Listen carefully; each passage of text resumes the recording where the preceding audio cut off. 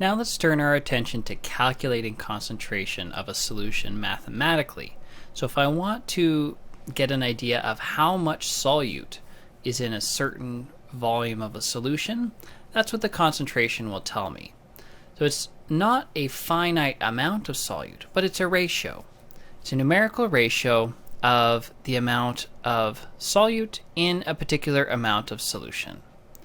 If there's a high ratio of solute, so there's a lot of solute in the solution, then we would say that the solution is concentrated. And if there's a low ratio, so there's not very much solute, we would say that the solution is dilute. There are going to be two ways that we'll calculate solution here. We usually do three, but we're going to skip over parts per million. So the first will be molar concentration, and that's what we'll do in this lesson. And then in the next lesson, we'll look at how to calculate percent concentration. So starting with molar concentration, sometimes we call it amount concentration because it refers to the chemical amount which we measure in units of moles. The formula for amount concentration is C equals N over V, where C is my concentration measured in moles per liter. N is my number of moles, or my chemical amount.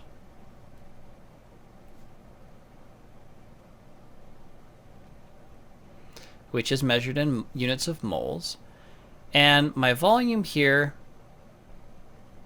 has to be measured in liters, because if I want my concentration unit to come out in moles per liter, I have to use liters here for my volume. And we'll see right away in our first example that we're going to have to do some conversion, because here we have a volume that's measured in milliliters, we need it in liters. And we just want to remember here too, before I move on, we're also going to have to use our molar mass formula for some of these questions. And that's N equals little m over big M, where N again is my chemical amount. Little m was my mass, measured in grams, and big M was my molar mass, measured in grams per mole.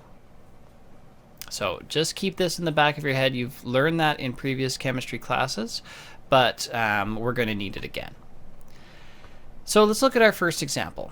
What's the amount concentration of 1.2 moles of barium chloride in 750 milliliters of solution? So what do I have here? This is in moles, so that's a chemical amount. This is a volume, but it's not in the units that I want. And then the substance is barium chloride. I'm looking for the amount concentration. Okay, so I'm looking for the amount concentration. I know my N and I know my V, but it's not in the right units, so we're going to convert it into liters. And we won't go through the work of how to do that each time, but because this is the first time you might have done it in a while, we'll refresh your memory. So if I want to convert 750 milliliters into liters, I can use unit analysis. So I set up my ratio. I'm going to multiply it by some ratio. I want the unit of milliliters to cancel. In algebra, things cancel if they're on the top of the fraction and the bottom if they divide by themselves. So to get this unit of milliliters to cancel, I need to put it on the bottom of my fraction. Now, what do I want to turn it into? Well, I need to have a unit of liters. So I want to turn it into a unit of liters. That I want to come out on the top.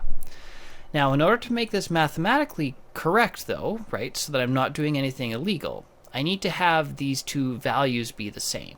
So 1 milliliter is not the same as 1 liter. In fact, it's 1,000 milliliters. That's the same as 1 liter. So what am I doing here? My unit of milliliters will cancel, so it will disappear, divides by itself, and then I'm taking 750, multiplying by 1, dividing by 1,000, so that gives me 0.75 liters.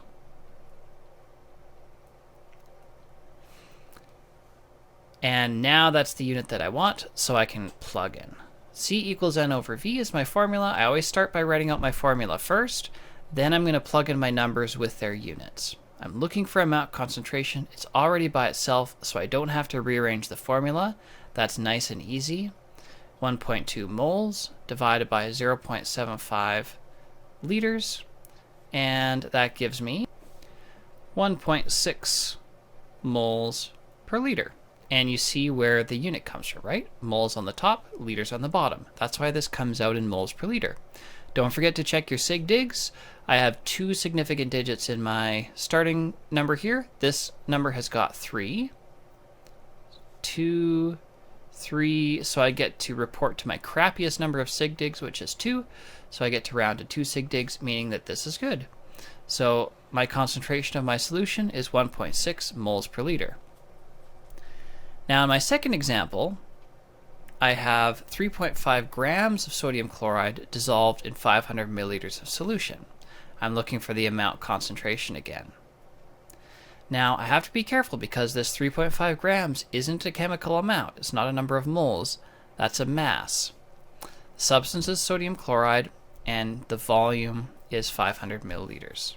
So I don't know my number of moles, which I'm going to need for my formula, right? My formula is C equals N over V.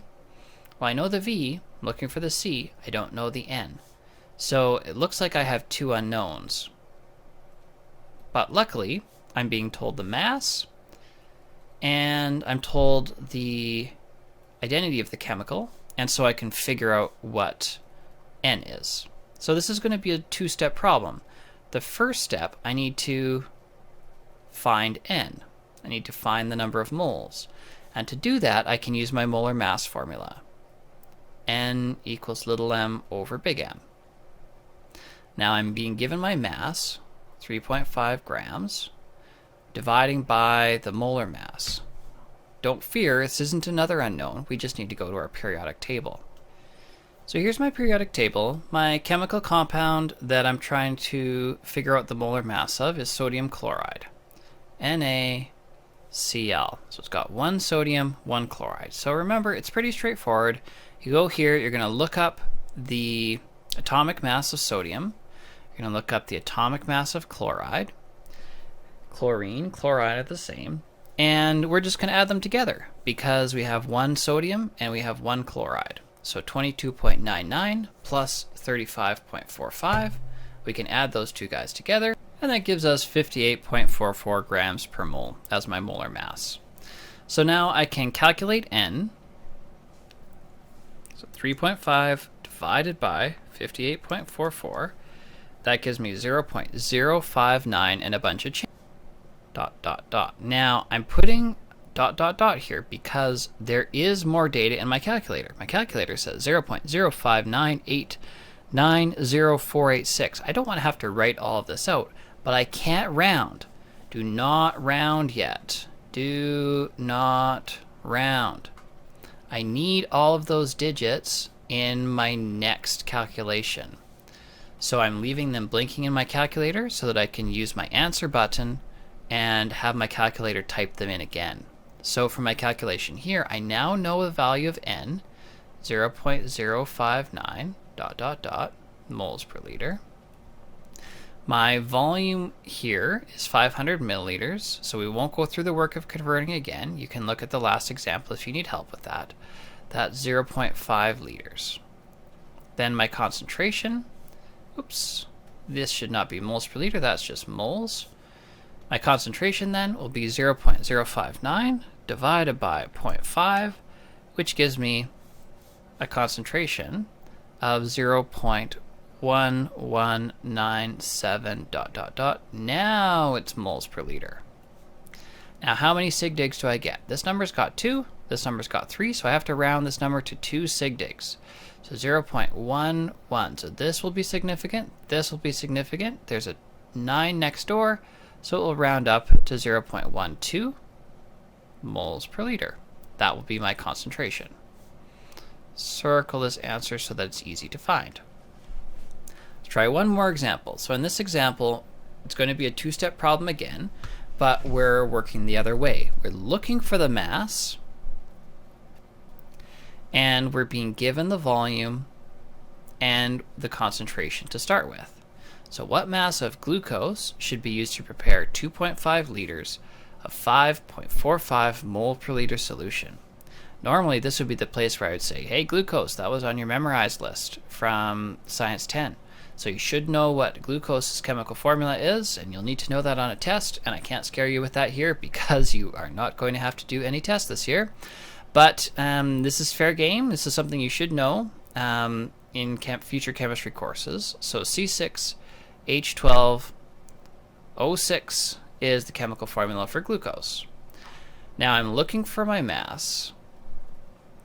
I know the volume, 2.50 liters. I know the concentration, 5.45 moles per liter. And I know the substance is glucose. So my second step is going to be to find the mass here. And if I look at my formula, N equals little m over big M. I'm going to be looking for little m over here. Now, I don't know N. I can figure out what the molar mass of glucose is, right, from my periodic table, because I know its chemical formula. But I'm going to need to find N. So that'll be my first step. I need to find my number of moles. And I'll use my concentration formula to help with that. C equals N over V. Now, I do have to do a little bit of algebra here, though, because I'm looking for N and it's not by itself. So the thing that's preventing N from being by itself is V. So I can multiply by V on both sides. Those guys will cancel. And N is equal to V times C. Let's plug in the real numbers. My volume is 2.50 liters. My concentration is 5.45 moles per liter. And that will give me my value of N, which is 13.625 moles. Now this value I can plug in here and to help me with my quest of finding M, finding the mass.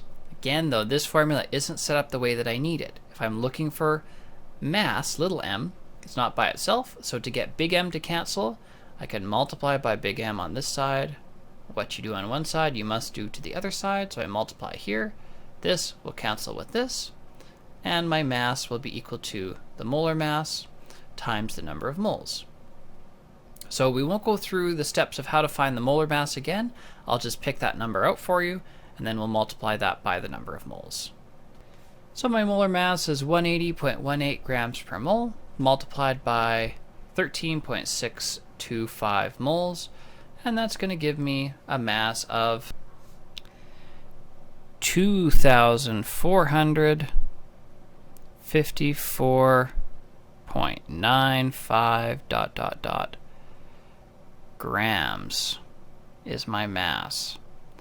Now, I'm only allowed 3 sig digs here, right? This number's got 3 sig digs, this number's got 3 sig digs, so I have to round this to 3 sig digs. I can't just round it to this place, because that's going to change the value of the number, so I need scientific notation. I need to move the decimal behind the first non-zero digit, so that's 1, 2, 3 spots over, and then I can now round to this third place. So 2.45 times 10 to the power of 3 grams.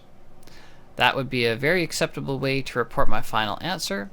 I could also have turned this into kilograms, which would have given me 2.45 kilograms, and that would also be fine because I can round that number then to those 3 sig digs, and that's a perfectly acceptable answer.